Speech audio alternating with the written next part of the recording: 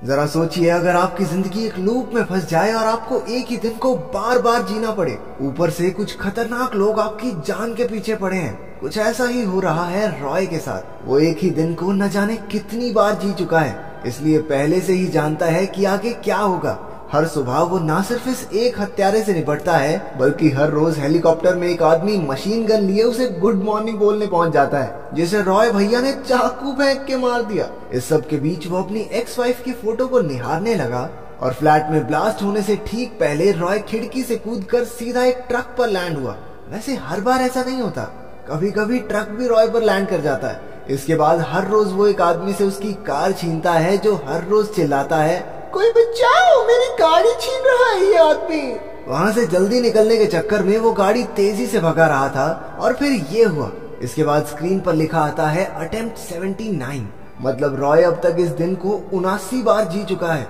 इसके बाद रॉय को इतना तो समझ आ गया था कि कोई तो उसे मारना चाहता है, मगर क्यों ये नहीं पता। कभी रास्ते में कुछ औरतें उसे गोली मार देती तो कभी एक बौना उसे बम से ही उड़ा देता। ग्वान येन नाम की एक तलवारबाज लड़की हर बार उसे मारने से पहले अपना नाम बताती थी। इसके बाद उसका एक हमशक्ल भी था जो उसकी जान के पीछे पड़ा था। रॉय को भरोसा था कि उसकी एक्स वाइफ जेमा उसके सभी सवालों का जवाब दे सकती है, तो उसने जेमा को कॉल लगाया, मगर कॉल उसके बॉस वेंटर ने उठा लिया, जिसके पीछे एक बहुत ही भड़कीली सी मशीन थी। उसने ये भी बताया कि जेमा की तो कल रात को ही एक एक्सीडेंट में मौत हो गई, यानी उसका टाइम लूप शुरू होने से पहले ही जेमा मर चुकी थी। वो बहुत हताश हो गया, लेकिन उसके पीछे लगे ये खतरनाक लोग उसे दुख भी नहीं मनाने देते। अगले दिन हर रोज की तरह रॉय तेजी से गाड़ी दौड़ाकर अपनी जान बचाता भाग रहा था। उसने किसी तरह उसका पीछा करने वाली औरतों से वो ग्रेनेड लॉन्चर छीन लिया और उन्हीं के हथियार से उन्हें उड़ा दिया। इसके बाद रॉय अपने फेवरेट नूडल कैफे में पहुंचा और थोड़ी पेट पूजा करने लगा। इसी बीच हम डेव को देखते हैं, जो एक सिक्योरिटी कंपनी में काम करता है। दूसरी तरफ डाई फैंग नाम की एक फेमस चाइनीज तलवारबाज भी वहाँ मौजूद थी। रे ने शराब पीते हुए नोटिस किया कि घड़ी में 12:47 हो गए हैं। इतने में सभी लोग इकट्ठा होकर रॉय को मारने आ गए और उसे गोलियों से भून दिया।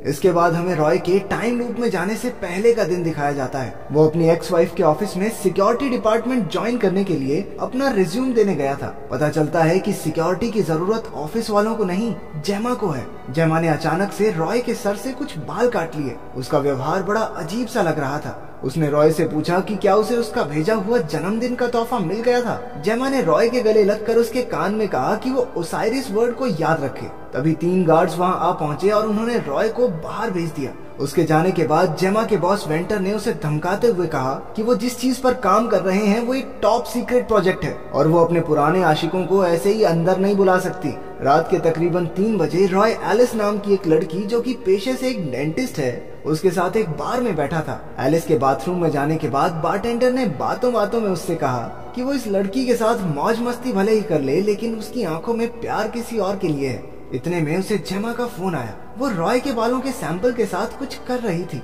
उसने रॉय से कहा कि उसे उसकी मदद चाहिए उस चीज में जिसमें वो सबसे अच्छा है। ये कहकर वो मशीन की तरफ चल पड़ी। क्योंकि वेंटर और उसका सिक्योरिटी हेड ब्रेट सब कुछ सुन और देख रहे थे, तो वेंटर ने जेमा को पकड़कर उसके पास लाने का ऑर्डर दिया। अगले दिन सुबह जब रॉय उठा तो लूप शुरू हो चुका था। उसने जेमा के कहे मुताबिक उसका दिया हुआ जन्मदिन का तोहफा ढूंढा। वो आइसेट और ओसाइरिस नाम की एक किताब थी, लेकिन इससे पहले कि वो उसे पढ़ पाता, हेलीकॉप्टर में बैठकर मशीन गन वाले भैया आ गए और रॉय की गेम कर दी। लेकिन अब रॉय की लाइफ सैमसंग के पुराने फोन की तरह बार बार रिस्टार्ट हुए जा रही थी। कभी कोई मार देता तो कभी कोई। फास्ट फॉरवर्ड करके हम फिर से वर्तमान समय में पहुंचे। रॉय किसी तरह बचता बचाता जेमा की गिफ्ट की हुई किताब के साथ एक अंडरग्राउंड गेमिंग स्टोर में चला गया। किताब पढ़कर उसे पता चला कि आइसेट ओसाइरिस नाम के एक इजिप्शियन लीडर की पत्नी थी। किताब के आखिर में जेमा ने लिखा था कि समय किसी के लिए नहीं रुकता।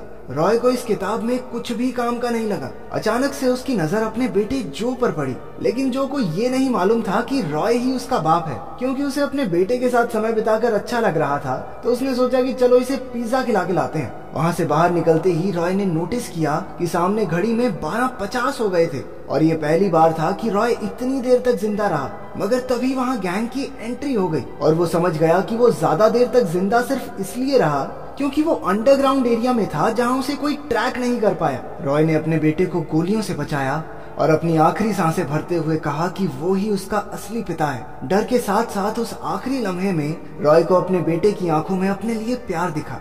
लूप के फिर से शुरू होने पर वो एक नए जोश के साथ उठा। उसने सुबह उस पर हमला करने वाले आदमी से पूछा कि उन्होंने ट्रैकर कहाँ लगाया है। अब रॉय कैसे भी वो ट्रैकिंग डिवाइस ढूंढना चाहता था। वो अपने फेवरेट नूडल कैफे के वॉशरूम में गया और अपनी बॉडी और कपड़ों में ट्रैकिंग डिवाइस को ढूंढने लगा, मगर बहुत ढूंढने पर भी उसे कुछ मिला नहीं। फिर रॉय को सिक्योरिटी ऑफिसर डेव की याद आई, जो उस समय नूडल शॉप में ही मौजूद था। उसने डेव से पूछा कि अगर उसे किसी की बॉडी में ट्रैकिंग डिवाइस फिट करना हो तो वो कहाँ करेगा, जिस पर डेव ने बताया कि ट्रैकर छुपाने की सबसे बढ़िया जगह है कि किसी के दांत के अंदर लगा दो। और ये सुनते ही रॉय उसे वॉशरूम में ले जाकर पागलों की तरह अपने दांत उखाड़ने लगा। किस्मत से दूसरे ही दांत के अंदर ट्रैकर मिल गया। तभी वहाँ हमशक्ल रॉय आया और उसे गोली मार दी।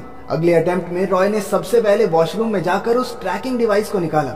उसने ट्रैकर की मदद से एक एक करके सभी गैंग मेंबर्स को ठिकाने लगा दिया। तभी उनमें से एक के मोबाइल पर ब्रेट का कॉल आया। रॉय के फोन उठाने पर ब्रेट ने उसे चैलेंज किया कि अपनी माँ का दूध पिया है तो आजा लैब में, आजा। अपना रॉय किसी से डरता थोड़ी है। वो भी सीधा लैब की ओर निकल गया, मगर पहले अटेम्प्ट में तो गाड़ी दीवार में ठोक के स्टार्टिंग में ही ब्रेट के हाथों मारा गया। मगर अगले अटेम्प्ट में गाड़ी उड़ाकर उसने लैब में सीधी एंट्री मारी। जब गार्ड्स गोलियां बरसाते हुए गाड़ी के पास गए तो पता चला कि ये तो रॉय का बिछाया हुआ एक जाल था। गार्ड्स के पास पहुंचते ही उसने गाड़ी में रखे एक्सप्लोसिव्स फोड़ दिए। उसने हमशक्ल रॉय को ठिकाने लगाकर उसका सिक्योरिटी बैज भी ले लिया। पहले तो उसका सिक्योरिटी बैज काम नहीं करता और बाद में जब उसने जुगाड़ से लिफ्ट खोल भी ली तो बाहर ब्रेट और उसके आदमी गश्त लगाए बैठे थे। तो उसने खुद को ही गोली मारकर दोबारा से ट्राई करने का फैसला किया। अपने अगले अटेम्प्ट में रॉय पहले से ही जानता था कि वो लोग लिफ्ट खुलने पर उसका इंतजार कर रहे होंगे, तो वो साइड से गया और सबको खत्म कर दिया। आगे चलकर उसका सामना ग्वान यिन से हुआ, जो कि बहुत खतरनाक तलवारबाज है। पर रॉय के पास तो बंदूक है, लेकिन जब उसने ट्रिगर दबाया तो पता चला कि बंदूक खाली थी। ओवर कॉन्फिडेंस के चक्कर में रॉय भैया मारे गए। रॉय ने बहुत बार उसे हराने की कोशिश की, लेकिन वो ग्वान यिन से नहीं जीत पाता और वो हर बार उसे एक ही बार में खत्म कर देती। एक अटेम्प्ट में वेंटर ने उसे जिंदा पकड़ लिया और मारने से पहले अपने टॉप सीक्रेट प्रोजेक्ट के बारे में बताने लगा। दरअसल जो मशीन हमने देखी थी उसका नाम है ओसाइरस स्पिंडल और उसमें ताकत है इतिहास को बदलने की। असलियत में जो भी उसके साथ हो रहा था उसकी वजह ये मशीन ही थी। जेमा ने बिना वेंटर को भनक लगे रॉय के बालों के इस्तेमाल से उसके डीएनए को मशीन में डाल दिया था।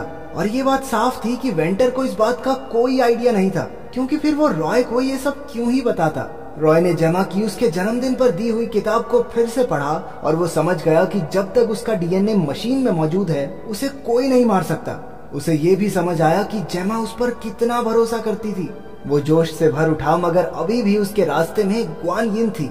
अपने अगले अटेम्प्ट में वो उससे लड़ने की बजाय नूडल कैफे में जाकर लेजेंडरी चाइनीज तलवारबाज डाई फैंग से मिला। उसने डाई फैंग से उसे तलवारबाजी सिखाने के लिए कहा, लेकिन वो तो सिर्फ एक ही दिन के लिए वहाँ आई थी। रॉय फट से मान गया कि एक दिन बहुत है मेरे लिए। वो हर रोज डाई फैंग के पास जाता और उससे तलवारबाजी सिखाने की बात करता। धीरे धीरे वो बेहतर होता गया और अपने 174th अटेम्प्ट में वो एकदम तैयार हो गया।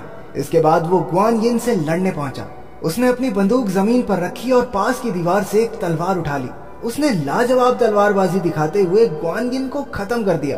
तभी ब्रेट और वेंटर भी वहां आ गए। उसने अपनी तलवार ब्रेट के माथे में गाड़ दी। जैसे ही वेंटर ब्रेट की बंदूक उठाने के लिए आगे बढ़ा, रॉय उससे पहले ही तलवार लेकर उस तक पहुंच गया।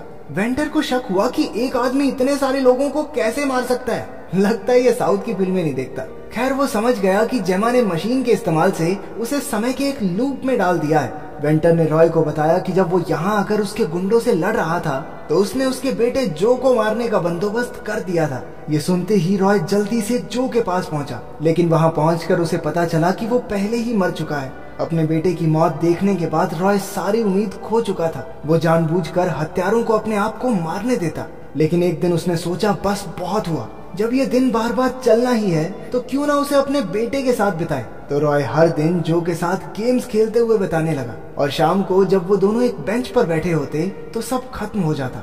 मगर एक दिन जो ने बताया कि उसे सुबह उसकी माँ का कॉल आया था, जिसमें जेमा ने उसे समझाते हुए कहा था कि चाहे कोई भी प्रॉब्लम हो वो रॉय से बात कर सकता है। रॉय ने ये बात कंफर्म करने के लिए जो से उसका फोन लिया, जिससे उसे यकीन हो गया कि सुबह जेमा सच में जिंदा थी और उसके पास अब भी मौका है उसे बचाने का। रॉय अगले अटेम्प्ट में जल्दी से जल्दी वेंटर और ब्रेट को मारकर कैमरा रूम में गया। उसने देखा कि सुबह जब वो उठता है तो उसके 15 मिनट बाद तक जेमा जिंदा थी। ये देखकर वो बहुत खुश हुआ और उसने खुद को गोली मार दी ताकि वो जल्दी से लूप रीसेट करके उसे बचा सके। अगली सुबह उठकर रॉय ने सीधा हेलीकॉप्टर पर ही छलांग लगा दी। उसने मिनी गन वाले गुंडे को मार दिया और पायलट को बंदी बनाकर हेलीकॉप्टर में ही लैब की तरफ निकल पड़ा। उसने सभी गुंडों को रॉकी भाई के स्टाइल में हेलीकॉप्टर की मशीन गन से उड़ा दिया। वो जल्दी से उस जगह पहुंच गया जहां जेमा मरने वाली थी। एन मौके पर उसने एंट्री मारकर बेट और वेंटर का खेल खत्म कर दिया। आखिरकार उसने जेमा को बचा ही लिया।